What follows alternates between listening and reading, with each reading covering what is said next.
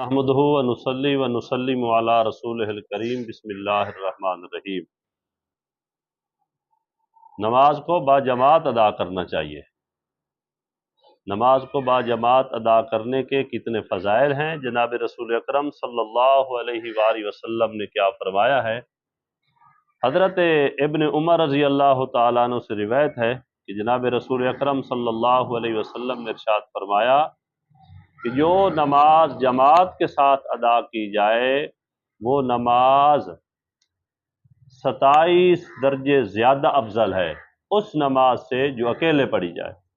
सैयदना अबू हुरैरा रज़ी अल्लाह तआला अन्हु इरशाद फरमाते हैं कि जनाब रसूल अकरम सल्लल्लाहु अलैहि वसल्लम ने इरशाद फरमाया कि जो आदमी घर में नमाज पढ़ ले या बाज़ार में नमाज पढ़ ले, इससे वो नमाज जो जमात के साथ पढ़ी गई है वो 25 दर्जे ज़्यादा फजीलत रखती है। वो इस वजह से ज़्यादा सवाब क्यों है?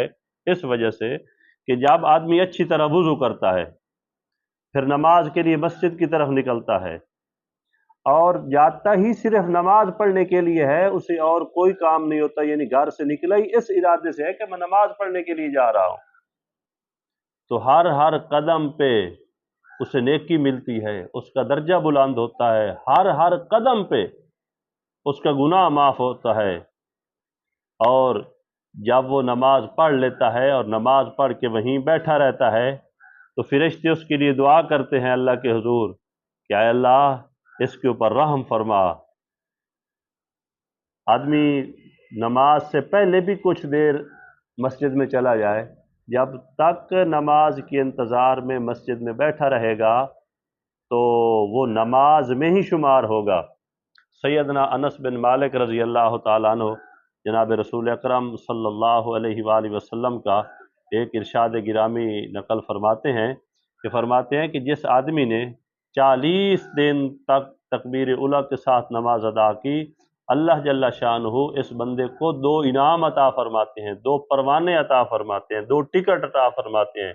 एक परवाना क्या है कि वो आदमी जहन्नम से बरी है, सुबहान अल्लाह, और दूसरा क्या है कि वो आदमी मुनाफ़क़त से बरी है।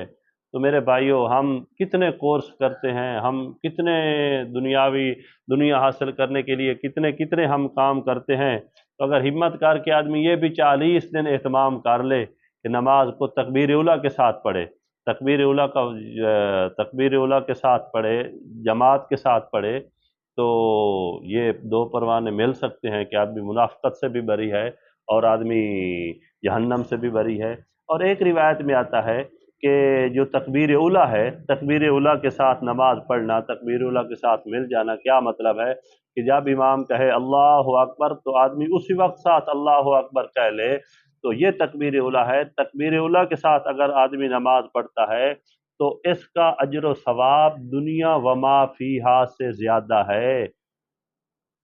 तो बाद में ये भी लिखा है कि अगर दूसरा वो सूरत फातिहा जो इमाम पढ़ता है और उस पे जब वलज़्ज़ालीन आमीन होती है तो उससे पहले पहले भी अगर शामिल हो जाए तो वो भी तकबीर उला ही शुमार होती है। लेकिन बेहतर ये है कि जो इमाम कहे अल्लाहु अकबर आदमी साथ मिल जाए। हाँ, बहुत ज़्यादा सवाब है जमात के साथ नमाज पढ़ने का। एक और खुशखबरी एक और खुशखबरी सुन लें कि हदीस पाक में आया है, जनाब रसूल अकरम सल्लल्लाहु अलैहि वसल्लम ने इरशाद फरमाया है कि जब इमाम कहता है ना वलज़्ज़ालीन, तो और मुक़्तदी कहता है आमीन, तो साथ फ़िरिश्ते भी आमीन कहते हैं। तो जिस आदमी की आमीन फ़िरिश्तों की आमीन के साथ मिल जाए तो हदीस पाक में आता है गुफ़िर लहू मा तक़द्दम मिन ज़म्बी, कि उसके पिछले सारे गुनाह माफ़ हो जाते हैं। कितना बड़ा अजर है। तो इस उम्मत के अकाबरीन ने और इस उम्मत के नेक लोगों ने तो बहुत कोशिश की है और बहुत इसका एहतमाम किया है, अपनी ज़िंदगी इस पे लगा दी हैं कि तकबीर उला ना छूटे। कई कई साल तकबीर उला के एहतमाम करते थे। काज़ी मोहम्मद बिन समा रहमहुल्लाह ताला के बारे में आया है कि 40 साल तक उन्होंने ऐसे नमाज पढ़ी कि कभी उनकी तकबीर उला फौत नहीं हुई, हमेशा तकबीर उला के साथ नमाज पढ़ते रहे। हज़रत फरमाते हैं کہ جس دن میری والدہ فوت ہوئی اس دن میری تکبیر اولیٰ رہ گئی، اور تکبیر اولیٰ نہیں، اس دن میری جماعت فوت ہو گئی۔ تو بعد میں خیال آیا کہ حدیث پاک کے اندر آتا ہے کہ جو آدمی جماعت کے ساتھ نماز پڑھتا ہے تو اس کو 27 گنا جو ہے وہ ثواب زیادہ ملتا ہے۔ تو حضرت قاضی محمد بن سما رحمہ اللہ نے وہ نماز دوبارہ 27 مرتبہ پڑھی کہ میرا وہ نقصان پورا ہو جائے۔ اور بھائی اصل نقصان تو آخرت کا نقصان ہے، دنیا کا کیا نقصان ہے؟ ایک طرف سے ہوتا ہے دوسری طرف سے پورا ہو جاتا ہے، اس کے بعد دنیا میں ایک طرف سے فائدہ ہو جاتا ہے دوسری طرف سے نقصان ہو جاتا ہے۔ اصل خسارہ تو آخرت کا خسارہ ہے۔ اللہ تعالی ہم سب کو آخرت کے خساروں سے بچائے۔ تو انہوں نے وہ نماز آخرت کے خسارے سے بچنے کے لیے 27 مرتبہ وہ نماز پڑھی، نماز پڑھ لی۔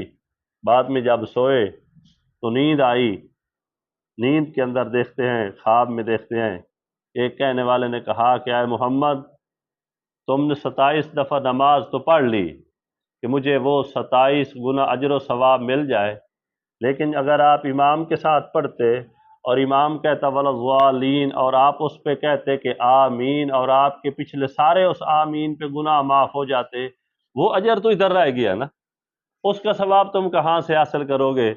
تو میرے بھائیوں،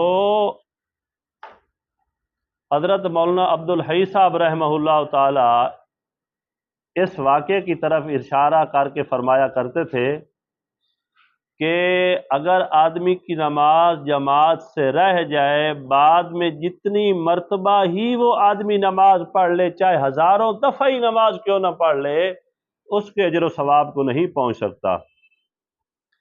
ایک حدیث پاک میں آتا ہے کہ 3 چیزیں ایسی ہیں اگر لوگوں کو پتہ چل جائے کہ ان کا ثواب اتنا ہے، آخرت کا اتنا فائدہ ہے، اتنا ثواب ہے، تو لوگ لڑائیاں کر کے، قرآن اندازی کر کے ان کو حاصل کریں۔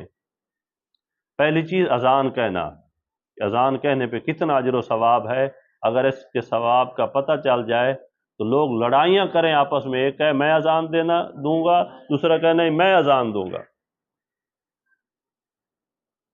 اور دوسری بات کہ نماز جماعت کے ساتھ پڑھنے کے لیے دوپہر کو سفر کرنا، دھوپ کے وقت سفر کرنا، کہ گھر مسجد سے کچھ دور ہو اور آدمی ظہر کی نماز دوپہر کے وقت دھوپ میں چل کے جائے اور مسجد میں جا کے ادا کرے، اگر اس کے اجر و ثواب کا بھی پتہ چل جائے تو لوگ کتنا اس کے لیے لپکیں، کتنی کوشش کریں۔ اور تیسری پہلی صف میں نماز پڑھنا، پہلی صف میں نماز پڑھنا۔ اب سارے مقتدی پہلی صف میں تو نہیں کھڑے ہو سکتے، تو کچھ نہیں کھڑا ہونا ہے نا، لیکن لوگ آپس میں لڑائیاں کریں، وہ کہے نہیں میں نے پہلی صف میں کھڑا ہونا ہے، وہ کہے نہیں میں نے پہلی صف میں کھڑا ہونا ہے۔ تو اس لیے ایک حدیث پاک میں ہے کہ ان 3 چیزوں کا ثواب اگر آپ کو معلوم ہو جائے تو آپ اس پہ لڑائیاں کریں۔